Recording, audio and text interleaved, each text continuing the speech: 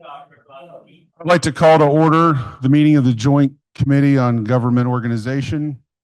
The committee clerk will take a silent roll call to establish a quorum. We do not have a quorum, so we will skip the next item on the agenda. Next up, we have a presentation from the Secretary of the Department of Tourism, Chelsea Ruby. Madam Secretary.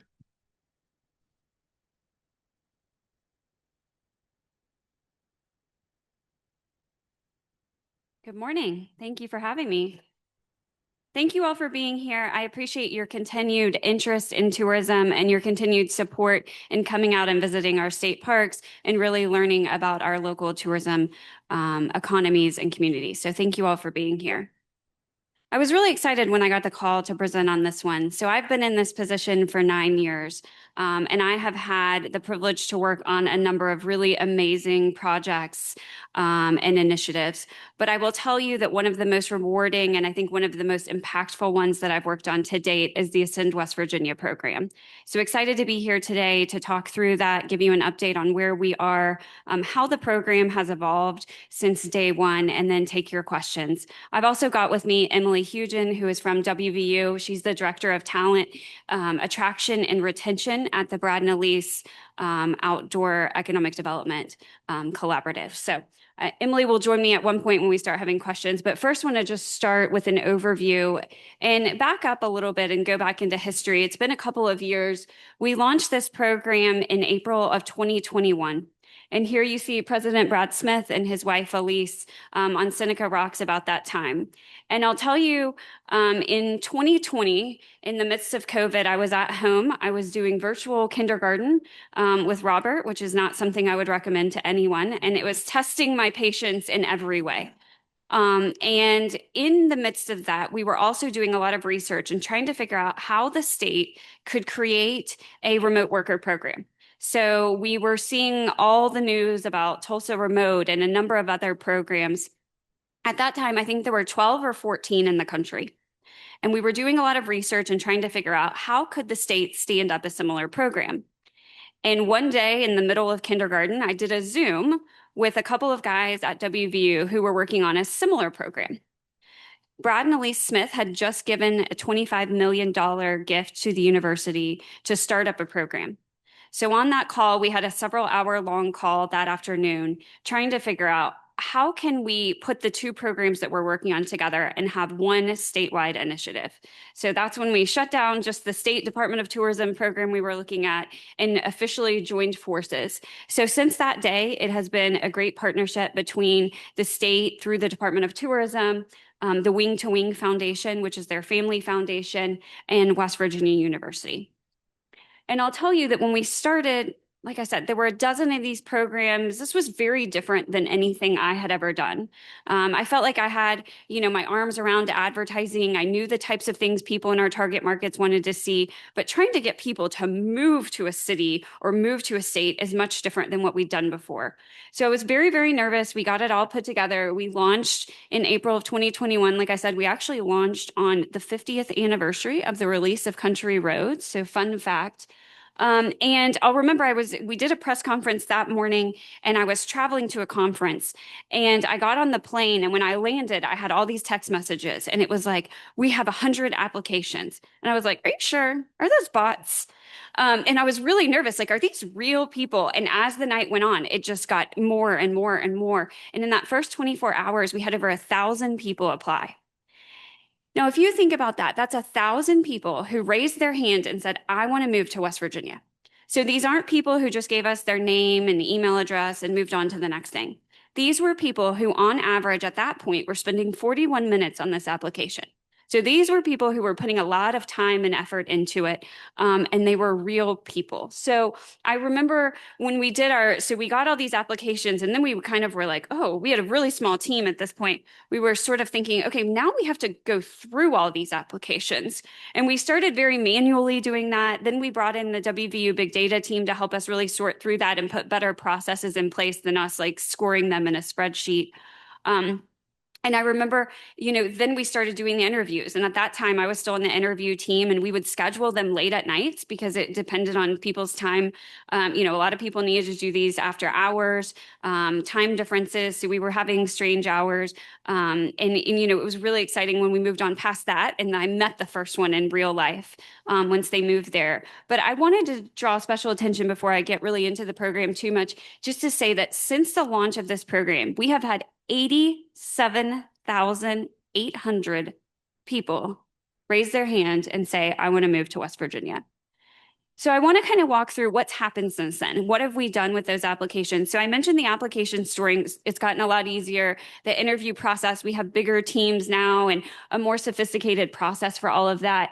But here's who's come since then. So since we launched, we have 1,412 new residents in West Virginia. So 668 of those are people who are in the program. So they refer to themselves as ascenders.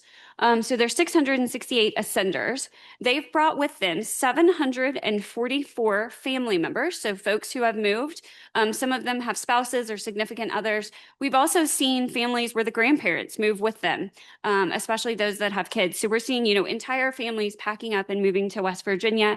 And then I love this fact that 21 new babies have been born in West Virginia from these ascenders. So if you look at where they're coming from, they're really coming from all over. So we have got folks from 48 states and 8 countries who have moved to West Virginia. They are, when you look at the breakdown, I know this is one of the questions we got, is how many of them are from West Virginia? So about 12% of those are people who are moving back home. 88% of them are people who did not have a connection to West Virginia, who had not previously lived here. I love this fact. 61% of them are renting, but almost 40% of them have purchased homes here in West Virginia. So the way the incentive works is that people who participate in the program and are accepted into the program, they get a $12,000 incentive. They get it broken out over 2 years. If they want to purchase a house, we'll give them a lump sum up front. And they also get a year's worth of free outdoor recreation. So we've been seeing they get a lot of other support through the university and in creating an ecosystem to start working together. But we have seen a significant number of these folks who see that the cost of living in West Virginia is a lot cheaper. The availability of homes in these areas that they're in are not something that they've seen in the bigger cities where they've been before. So we see a lot of them by purchasing homes, fixing them up, building homes, et cetera. So if we look a little further into who these folks are, so we are the only program in the country that is focused, it's a statewide program, and it's focused exclusively on outdoor recreation, meaning that we are targeting people who are looking for a slower paced lifestyle, who are looking to escape the crowds, people who like outdoor recreation. And when we first started this, I'll tell you that the targeting that we used in the early days with our advertising was very much geared towards rafting and climbing and really high adventure activities. And what we've seen over time is that we do get a lot of those folks, but we also get a lot of people who just like to be outside, who want to live in a state where after work they can go on a hike, they can grab their kayak and get on the river. And so it's interesting to me to see how these have evolved over time. So the top 10 outdoor recreation, number 1 is hiking and backpacking, 2 is camping, 3 is flatwater sports, 4 is fishing, 5 is wildlife viewing. But you see, those things that I mentioned that I thought were going to be at the top in the beginning have actually fallen down, and we've started using kind of more mainstream outdoor recreation in our imagery and in our advertising. Over, if you look at healthcare, or excuse me, if you look at the industries, you see healthcare is number 1, folks who are doing remote healthcare work. But we also see, this is very spread out. So none of these categories are like enormous here. They're all very spread out. But you see here, computer systems and design, management, scientific and technical consulting services, educational services, and then others. So there's a wide variety of folks who are coming in to the state. If you look at their educational attainment, again, it's fairly spread out here. 43% have an undergraduate degree, 31% a master's degree, 5% doctorate, 12% high school, and 9% associates. If you see the list of companies, and this is always changing, but you see some big name companies that you expect to see in here for remote workers, but then you also see some smaller ones in the mix that pop up here and there. Most exciting, I think, is that on this slide is that we see that the average individual income, so not the household income, but the income of the remote worker is about 99,000. So that number has stayed really consistent as we've gotten up to the 1,500 folks moving to the state, but really excited about that. And again, going back to the slide before this, most of them are in families with multiple people in the household. So some of these household incomes are even higher than this. This is the statistic in everything that we have on Ascend that I'm most proud of. So this Ascend program has a retention rate of 96.1%. So we're more than 10 points higher than anybody else I've seen in the country. I mentioned when we launched the program, there were only about a dozen of these programs. Last time I checked, there were well over 100 of them. And we're keeping this really, really strong retention rate. And I'll tell you that the retention rate is solely due to the great work of the Ascend West Virginia team that we have. So when we bring folks in, the thing that I think is different in West Virginia than in a lot of these other programs is we bring them in and we put them into communities. So we've got 5 communities around the state where they can pick from. And in those communities, we have co-working spaces, and we have directors in each one of those communities. And those directors are responsible for helping folks get assimilated into the communities, helping them find schools, grocery store, houses. But we also have this remote working space that these folks are gathering at, getting to know each other. There are regular social activities. So when they move into these communities, they're not just moving into a place where they feel like they don't know anyone. They're moving into a place where they've already got a built-in network, a built-in family, a built-in group of friends and people to hang out with. And I believe that's really why we continue to see this really, really high retention rate. It's similar to, you all have all probably heard me say when talking about tourism, we have a really high retention rate there too. When people come to West Virginia, they fall in love with the state and they keep coming back. And we see this same thing happening here. So we see this full evolution of people who see a tourism ad, they learn a little bit about the state, then we layer in these Ascend ads, they see an Ascend ad, they move to West Virginia, and then they stay here. And again, 96%. So if there's anything to really take away from this, it's that once we get these folks here, they're absolutely staying. So the next phase, Ascend West Virginia Heroes. So you probably saw about a month or so ago, we had a big announcement with the governor, the National Guard, President Benson, President Smith, and First Lady Smith. And we had that at the National Guard in Charleston. Ascend Heroes is the newest take on Ascend. It's the newest version. Thanks to your continued support of this program, we were able to launch it just recently. The way this one works is it's the same incentives. So folks who are applying for the program, they will get the $12,000 incentive, the outdoor recreation, the social programming, the co-working spaces. So the benefits are the same. They are able to move into those same communities. They can have a remote job. They can have a remote that can be transitioned to remote, or they can just have full-time employment in the state. We're also interested in talking to veterans who might not have a position in West Virginia yet, but the folks at the National Guard are working with them to try to help find positions. So really excited of the evolution of this program. This is something we've wanted to do for a number of years. So again, just the program details, they're in these communities where we've already got the Ascend programs. Once they're accepted, they have a 6-month window to move to West Virginia. I'll tell you, that's one of the things that we had to change over time. We initially thought people would sign up, they would sign their contract and move right away. And what we realized is that's not the way life actually works. People have got to find a place to live and they've got to, sell their other house. So we've really changed a lot of these programs to better work with the needs of folks who are moving. And again, they're able to get their $12,000 incentive payment either over the 24 months or as a lump sum upfront if they're purchasing a house. So with that, I just went really quickly and gave a lot of information. But again, I hope you all can tell this is a program that we're really passionate about, one that I believe is truly working, and one that I hope we continue to see grow over time. Like I mentioned, I've also got Emily with me who deals a lot more with the day-to-day of Ascend, and we're happy to take any questions you all have. Thank you, Madam Secretary. Are there any questions? Delegate Brooks. Yeah.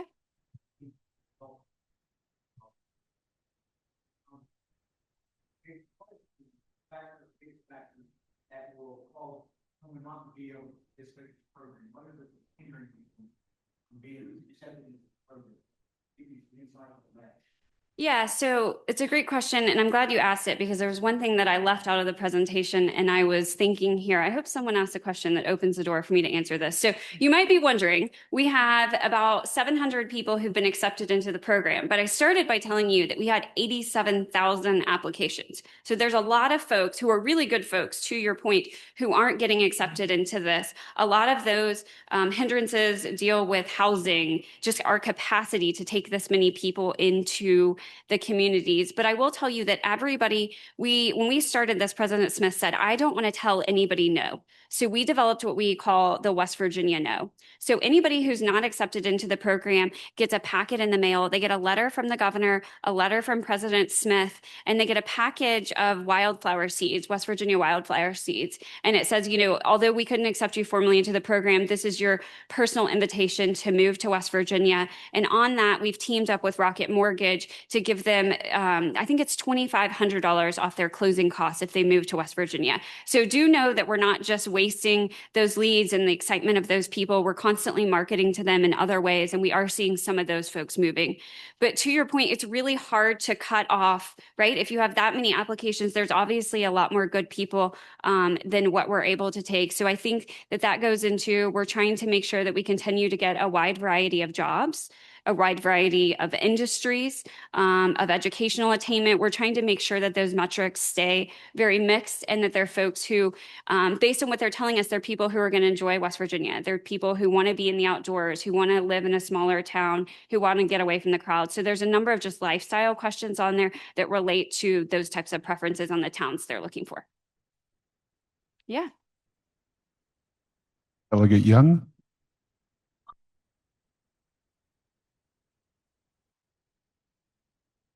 I can look and get back to you. I don't know the exact number, and we don't know all of them because there's some people who will start through that process and then, they get a better deal from a different mortgage company or something. But I can get that number and get back to you.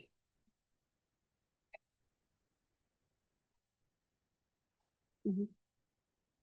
Mm-hmm. How much is that? And how much pay?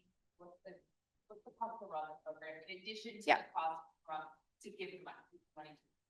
Sure. Yeah, I can answer that one. Thank you. So it costs about 22 to 24,000 per person for this program. And a lot of that is opportunity costs. Obviously there's the 12,000 and then there's the outdoor recreation, the social programming, the co-working space. So when we look at that number of 700 members, that means that money has been encumbered for those members to be able to complete out their program.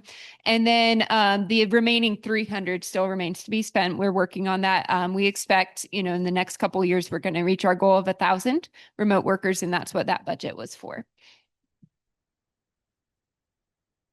So I can get that number for you, but I'm not quite that fast at the math on my head, but when we think $24,000 per member, 700 members, yeah, it's about 16. Thank you.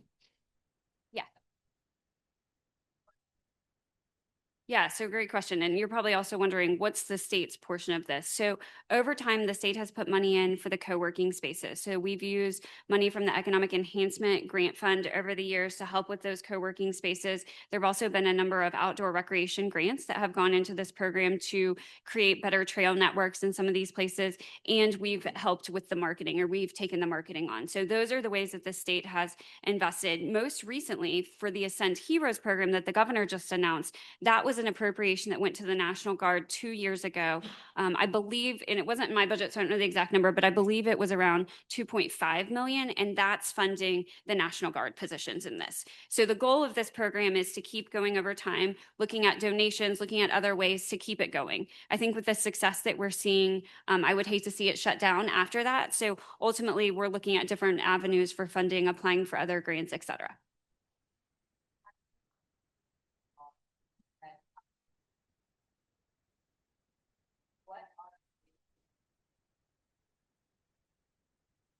Housing.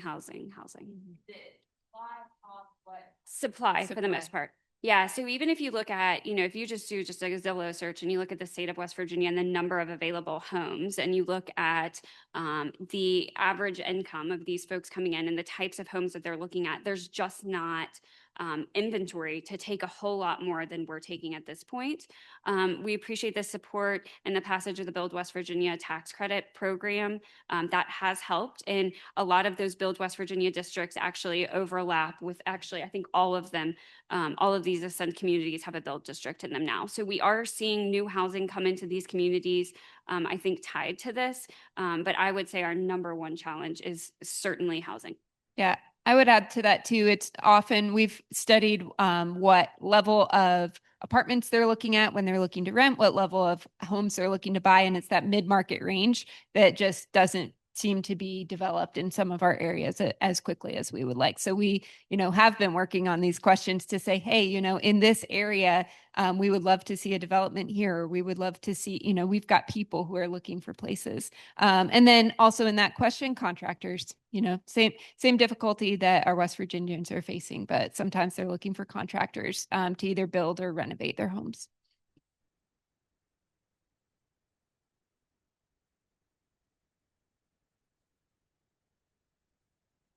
Yes. And so one of the strategies that we've done is we work with the local boards of realtors, but also with property managers and landlords and things like that to put on webinars for our incoming members to help them understand what's the housing market look like here. We certainly steer them away from just using apartments.com and Zillow.com. We say that's not the way it operates in West Virginia. And so we bring in locals. And that's really the key to our success in everything is partnering with locals to help them understand, you don't have to just live searching things on the internet. You can call so-and-so who has this many properties and just kind of helping give them that hand into the community. As far as what you can just find if you're looking on your own, yes, I would agree with you. And I think the key to a lot of the success is these program coordinators. Like I said, it's not just even about helping them find housing. It's about helping them find tutors and piano teachers for the kids and learning about the schools, et cetera. So really, really proud of that team and think they're doing a great job in really making these folks feel welcome and providing this like concierge level of service that people don't normally get when they move into a new community. Delegate Smith.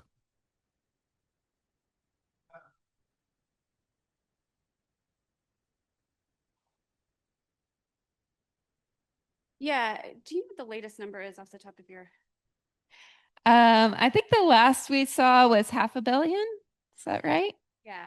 And that That was we're- off of the first Off 500. of the first 500. Yeah. And that's the expected with the additional jobs, the indirect, the families coming in. So that was Dr. Dufkins at WVU who performed that, Right. and that was probably 6 months ago. And that was his estimated annual or economic impact to date, with it growing more into the future. Again, based on other folks in the family moving here, continued spending over time, et cetera.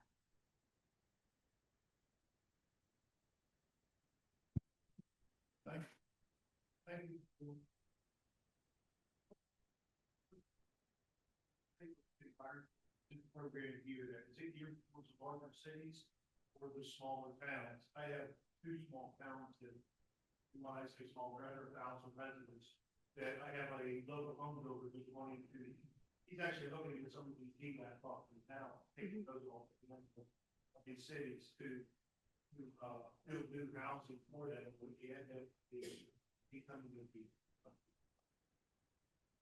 fiber optic system, Yep. It's really opening that with those prospects up. Are they looking for small towns or larger urban?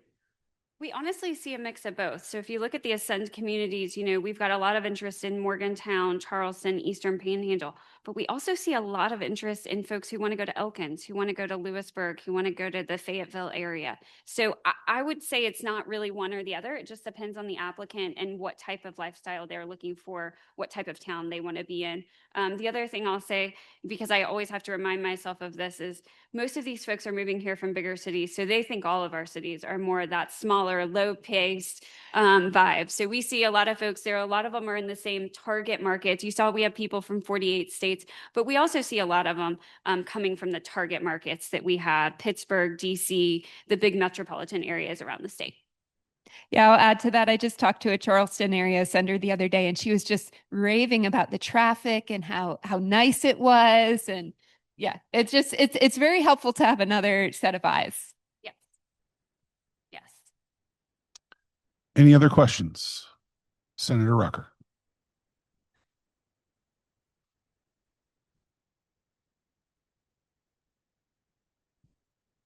I can mention that. So these are all those other countries. They're all digital nomads. So they're U.S. citizens. They do have to be a U.S. citizen to be in our program. But these are people. There was one who had been working in Chile, another one in Germany, another one in the U.K. Those types of things. Any further questions? All right, Madam Secretary, Emily, thank you very much for being with our committee today. I will note the clerk advises me we now have a quorum, so I would like to go back up to the first order of business. And that is the approval of the minutes from January 12th, 2026 meeting. I recognize the vice chair to move approval of the minutes. Mr. Chairman, I move to approve the minutes from the January 12th meeting. The question is on the motion that the minutes be approved. All those in favor signify by saying aye. Those opposed, no. Ayes appear to have it. The ayes do have it. I declare the motion adopted. The minutes are approved. All right, next item on our agenda is a presentation from Mark Lambert, State Fire Training Director, WVU Extension.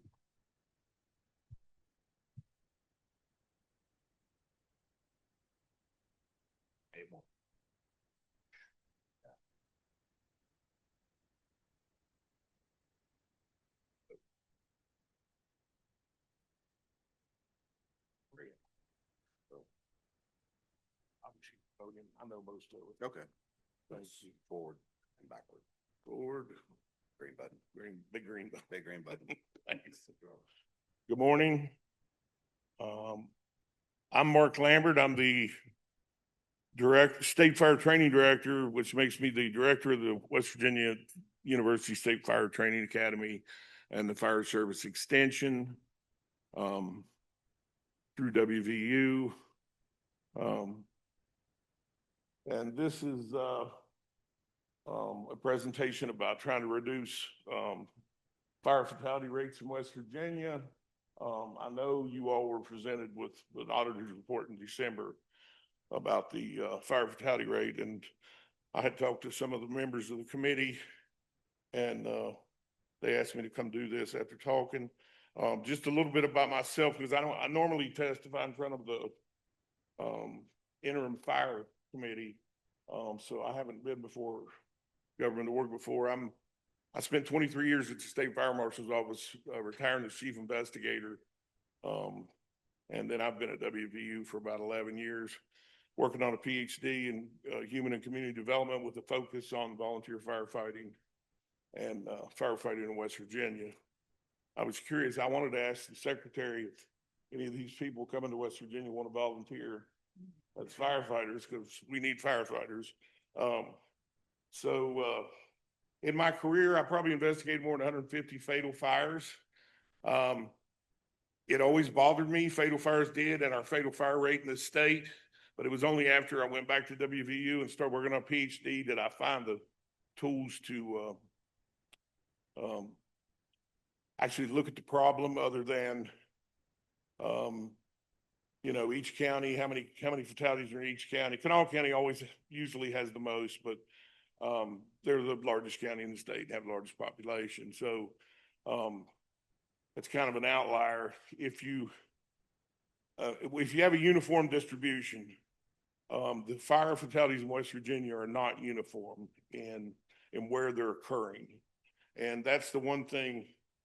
Wait, I got a green button here. As I said, the auditor was with you all and top 10 nationally, 21 or 24 years. It's more than twice the national average. And it's always bothered me. This is a passion. The other committee will tell you, I've told them several times, it's a passion of mine to lower this rate. It's one of the things I want to do before I quit working. So we started, even back when I was a fire marshal, you start seeing certain observations when you're doing fire fatalities, older occupants, mobility limitations, social isolation, smoking materials, lack of working alarms and older housing, older structures. And older housing can also mean older mobile homes. We've got a lot of those. And the older mobile homes, as most of us know in this room, if they catch on fire, they burn a lot faster than most newer homes. So we built a data set, and I'm gonna go through this fast. I'm not going through all the math because I don't want you all falling asleep on me. We went through the national fire incident reporting system for the part for West Virginia. We looked at different incidents. Then we were able to address verify some of it, and then geocode it through the what they call the ArcGIS, the Geographic Information System for the state. And we got it down to census tracts, which are smaller than counties. The U.S. Census puts certain populations together in certain counties. So when you see this map in a minute, this won't be counties, this will just be parts of counties. Then we do a demographic analysis, and we come up with what we call fatal fire vulnerability and risk. And then just the sources on the other side. So understanding the difference in fire investigation, that's more where the fire started, how did it start, what was the cause, and of course the origin and cause of the fire itself. With vulnerability, it's more a question of why was the occupant unable to survive? Were barriers there to escape or for them to prevent them from escaping? Were vulnerability factors present, and what's the survivability? So in West Virginia, we all know is a very rural state. And what I've been saying is until we get fire trucks that are flying, which is not immediate, there's no real way to get the fire truck there faster to someone's house. So what we have to do is find ways to prevent the fire or to give the victims more time to get out of their house or to stay in their house until the fire department can get to them. There's not much we can do on the fire response end. Excuse me. Most of it's going to be on the other end. So when we were measuring this, we broke it into 4 areas.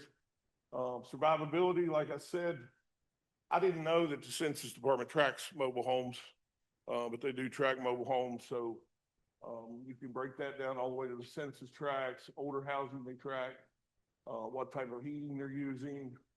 And then we talked about evacuation limitations on the elderly, the disabled. And we even took education as a factor, fire safety access, smoking prevalence, poverty, transportation, and resource access. One of the most surprising things when I was a fire investigator for the state was that they still average, and I've been gone 10 years, about 8 to 10 people a year die smoking on oxygen. So they're addicted still to nicotine, and they end up burning themselves up. So that's another sort of a socioeconomic, I guess, factor. With the education, there were houses we went in where you would find a smoke detector upside down with the battery out of them, a kitchen counter, and somebody would be dead in the house because they had taken the battery out for whatever reason. Under current West Virginia law, if you rent, the landlord's supposed to provide the smoke detector. They're not supposed to, or it's not their job to change the batteries. So if you're the resident, you're supposed to change the batteries.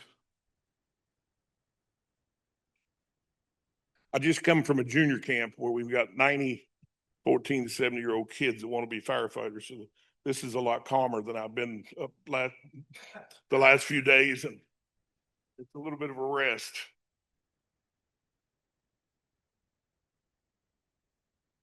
And what we found was we started with those 5 areas, and you guys have them in the handout. And there's actually one area that's very small, but it's specific area in Marshall County. Then the other ones, depending upon what vulnerability, these are the 5 areas that popped out. Now, these are not the only areas by any means, and it doesn't mean if you're in one of those census tracts that you're going to die in a fire. What it means is if you have a fire, it's more likely to be severe, or it's more likely to be fatal. if you have a fire. It doesn't mean you're gonna have one or you're more statistically, it's just if there is one, it's probably gonna be more dangerous. And, we worked out the top 5 so far, and there are these census tracts. Here, and it shows the primary risk according to the data on each one. We want to work it out to like the top 20.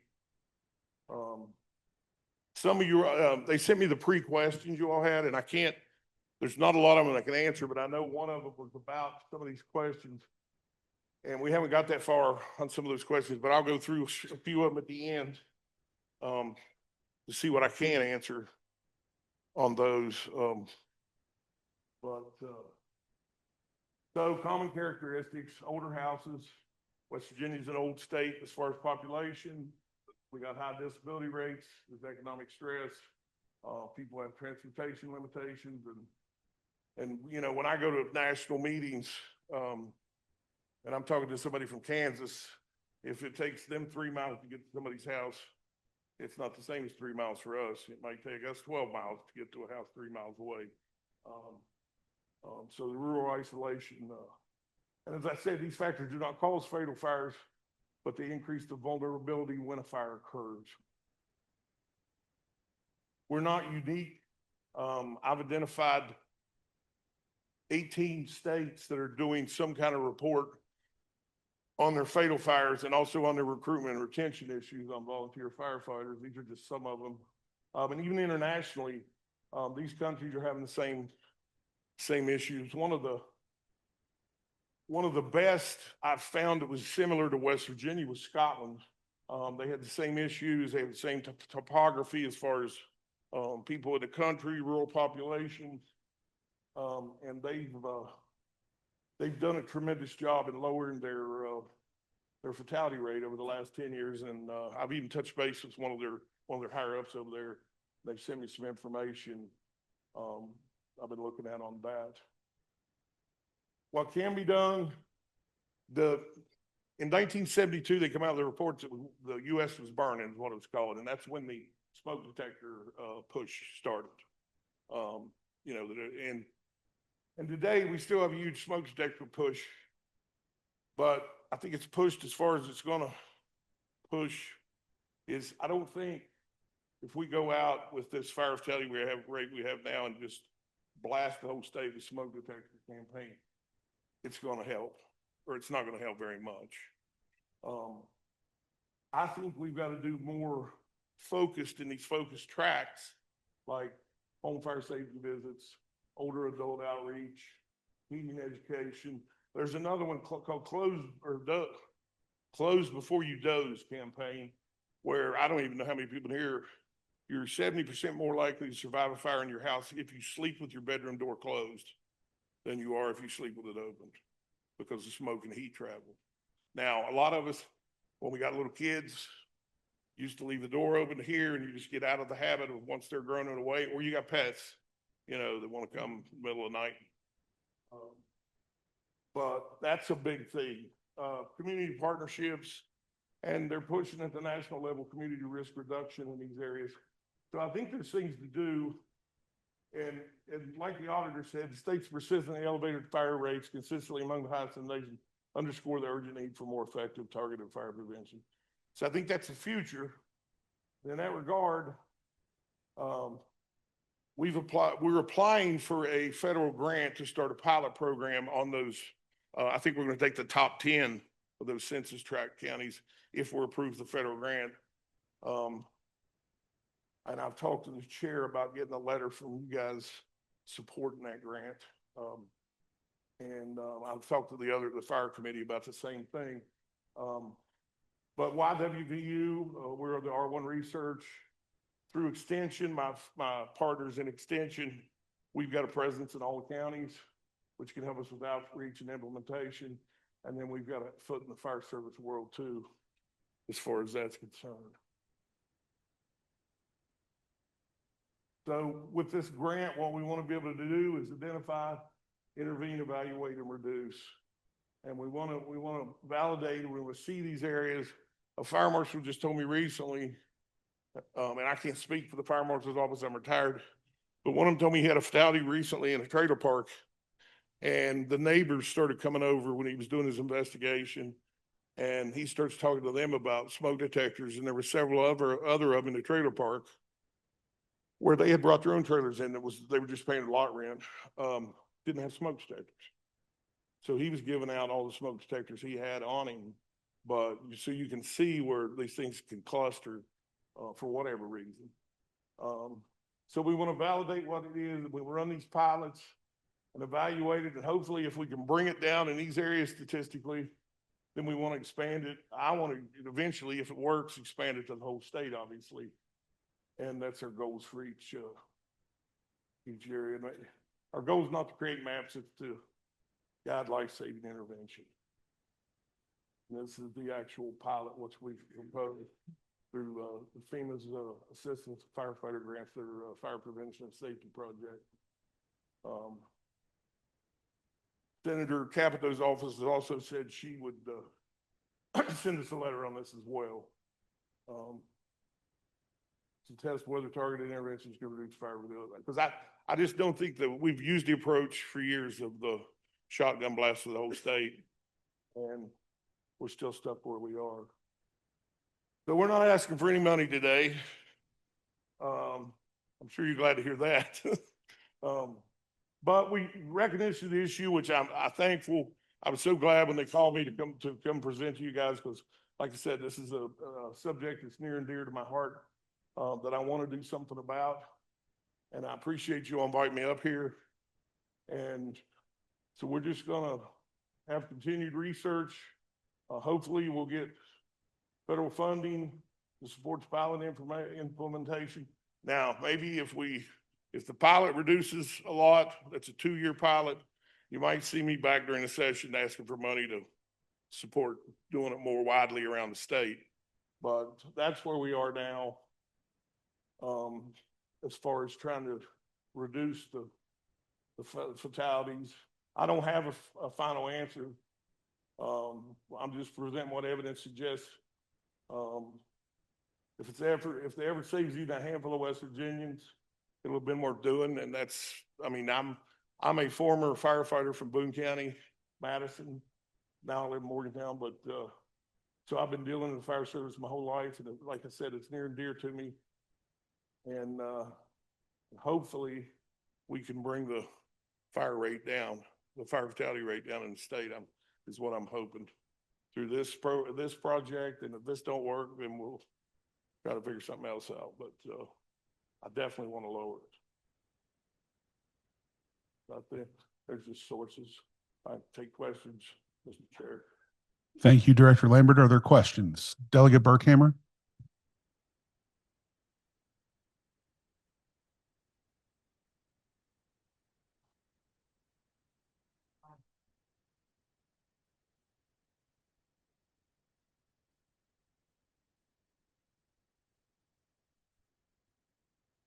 I mean, it's part of the problem. That's another international problem. Nobody's volunteering anymore. 65% of the country is covered by volunteers. In West Virginia, it's 92% of the state is volunteers or part paid. So as we lose numbers, it obviously less people responding, or they're responding from farther away. So to make up for that, you have what's called mutual aid. So if one local fire department can't handle it, their neighbor's fire departments come and help. So you're getting more and more mutual aid to make enough firefighters up to respond to whatever fire.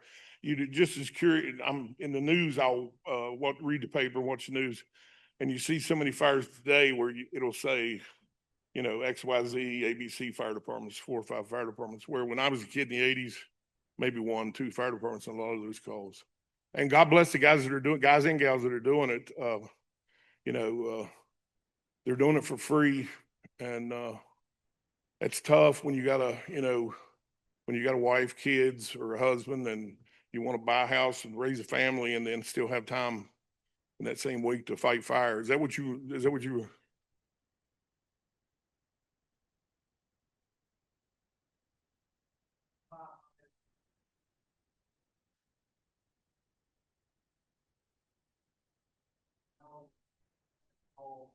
call. And then when I'm talking to these guys, we're not even giving them enough posts. 1 here, 2 there, and I mean, 4, 1 time. You're supposed to, yeah, before you can send somebody inside.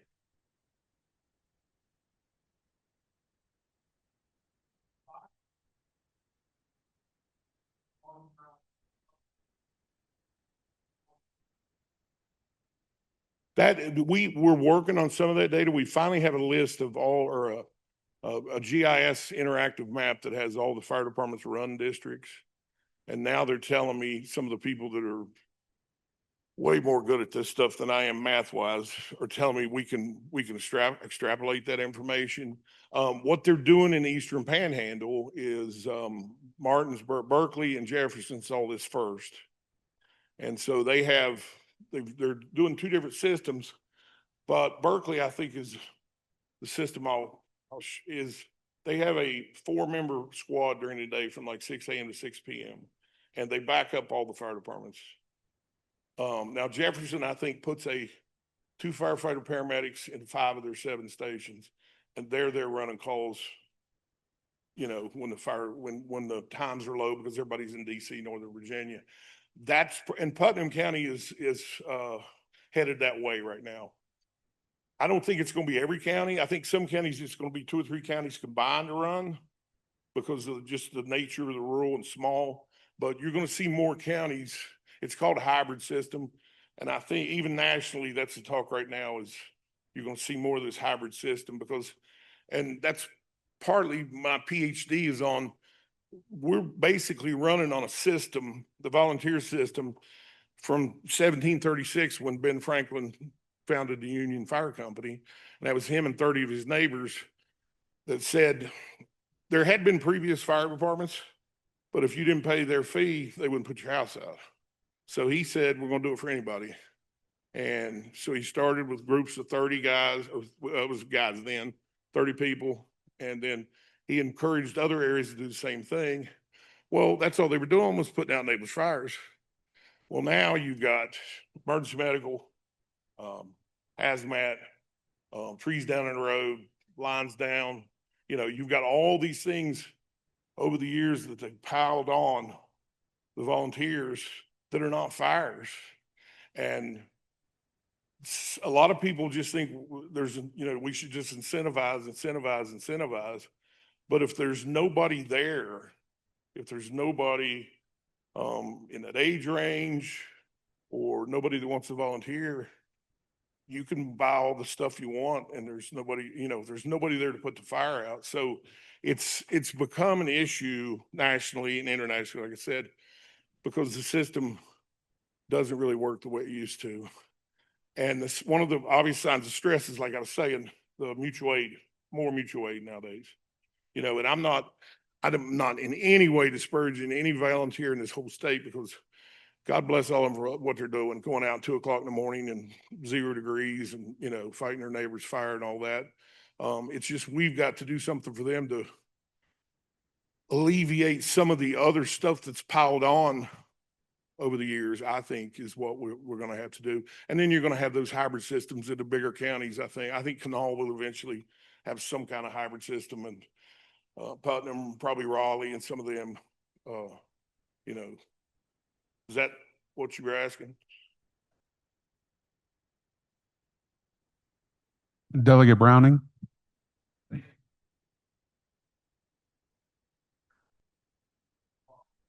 And I apologize, we were knee deep in the middle of the junior camp, and I didn't even see the call come in, so.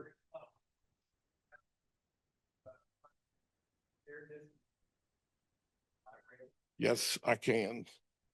If I can find my paperwork, I can.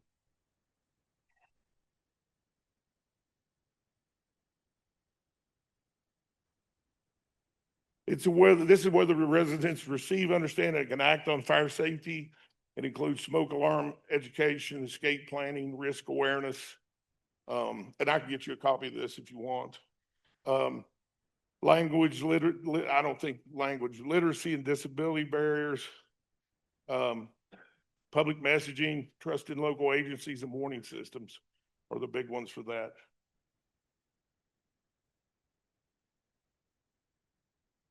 Yes, sir. Further questions, Delegate Sheedy?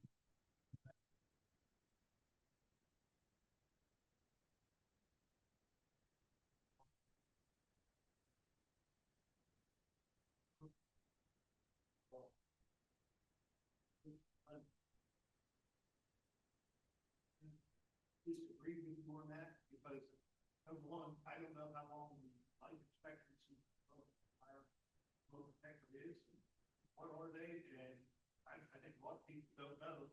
Some of my people, That's, when my wife says the battery needs replaced, I replace the battery, and they probably need to replace that. Three blocks away 40 years ago, so you don't know the life expectancy. Is that something that you look at? When you- yeah, and I was really lucky when I bought my house. Whoever had been there before me had written inside it when they bought it, and you know all that. So I knew the exact date. But the smoke detectors that we all know and have known for years, they recommend every 10 years. Now they have come out with a smoke detector now that has a 10-year battery in it, which means you don't have to replace it for 10 years. I see that as good and bad. It's good you don't have to replace it every year.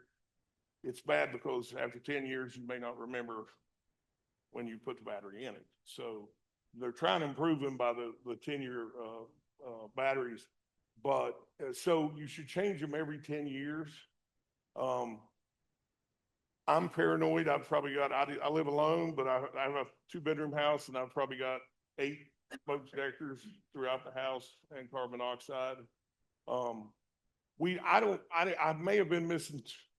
I may have misspoken, said, I don't think the fire, smoke alarm system is not dead. It's just, we've got to move on besides that. We've got to do something. We've got to keep that message up, but we've got to go beyond that because we can't just rely on that smoke alarm. Would it be more of an educational type program that would be telling them smoke detector? I really do. And I think the other thing, you know, I come from Boone County, and when I come to WVU and got a primary care position at WVU, I had the old docs back home that had raised me. One of them was, used to be a member of Senator Stalling.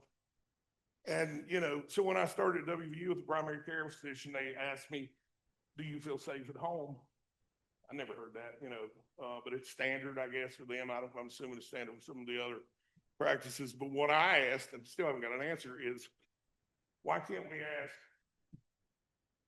have you changed your detectors, or, you know, do you feel fire safe, or do you, to these elderly people? And Marshall Tyree even come up with, when you deliver food to these elderly people, why can't we ask, you know, did you change your detectors? Is everything okay? You know, is your light flickering or whatever? You know, then you get that information back to the local fire department or somebody at the county level. You know, just little things like that, I think would help tremendous. Further questions? Seeing none, Director Lambert, thank you very much. Say one thing, the junior fire camp, graduation's Thursday. Any of you on the way back tomorrow, whenever, are more than welcome to stop by. 90 kids from West Virginia and 8 other states. We've got them from as far away as California, Kansas, and Massachusetts this year, I believe, in all the states around us. But I appreciate you, and if I can ever be a help again, Mr. Chairman, please let me know. Thank you. Thank you. All right, having no further business to come before the committee, I'll recognize the co-chair for the purpose of the motion. Mr. Chairman, I move we adjourn. Question is on adjournment. All those in favor signify by saying aye. Those opposed, no. Ayes appear to have it. We are adjourned. Thank you.